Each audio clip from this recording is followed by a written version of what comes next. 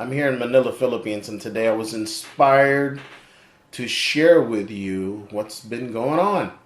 So, grew up in the U.S., moved back to the Philippines about 5 years ago, really gotten back into riding motorcycles, going all over the place with my friends. I have three ride clubs now.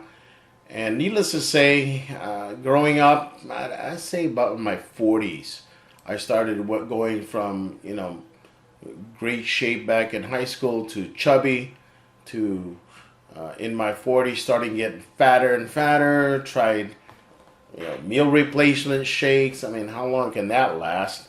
I ended up, after I hit my target weight, losing 30 or 40 pounds.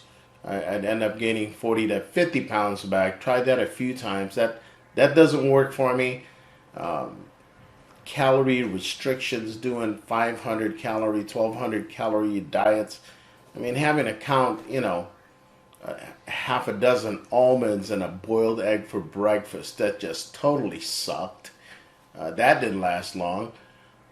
So I just yo-yo back and forth trying these diets, and I just about 14 months ago, I got in a bad motorcycle accident, broke 5 ribs.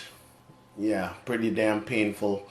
And needless to say, I decided that after being not been able to go to the gym, I actually lost 35 pounds the beginning of last year until I got in that bike accident. Then I went from, again, chubby and charming to fat to this year, damn, big, real big.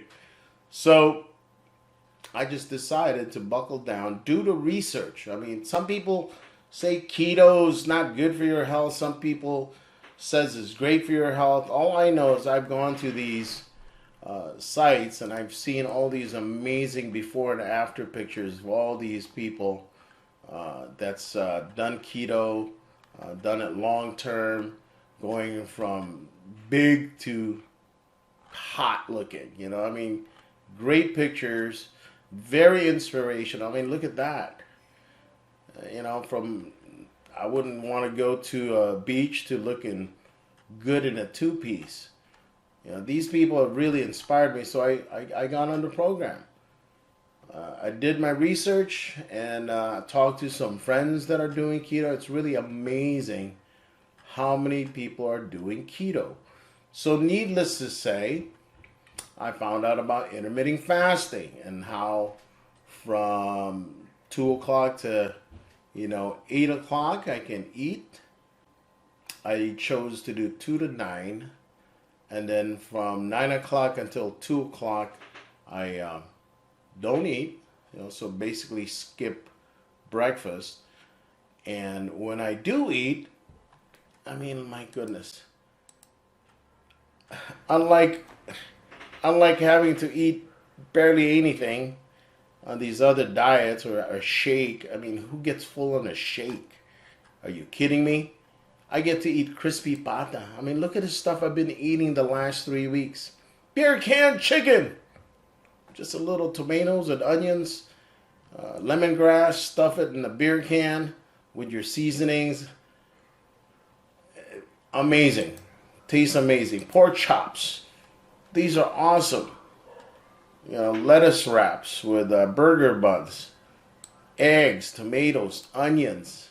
This is dim sum. Instead of lumpia wrappers, you use cabbage leaves. So seaweed, man, this is delicious, nutritious.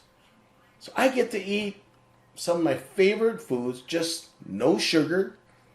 I have my coffee black, no sugar. About a teaspoon or two of coconut oil to give it a little bit more creamier taste, and it's delicious. So I just want to document how it went in the first 2 weeks or 14 days.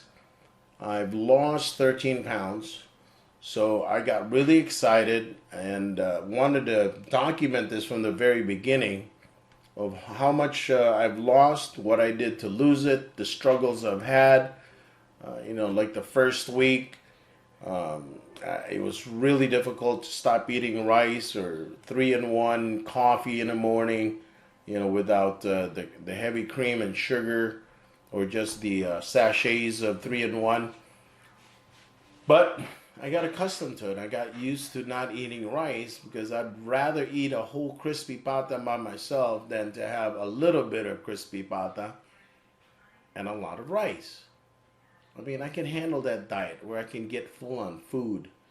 And then my wife was so happy the other day because she was able to give me a hug and hold her hands.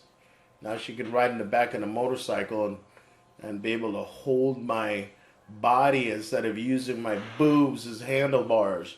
That'll be great. So here's the start. It's been our 30 weeks now. Tomorrow's my weigh-in date. I'll keep you up to date. So hopefully this will inspire some of you to get back in shape, share our struggles together, get some tips, and I'll talk to you soon. Bye for now.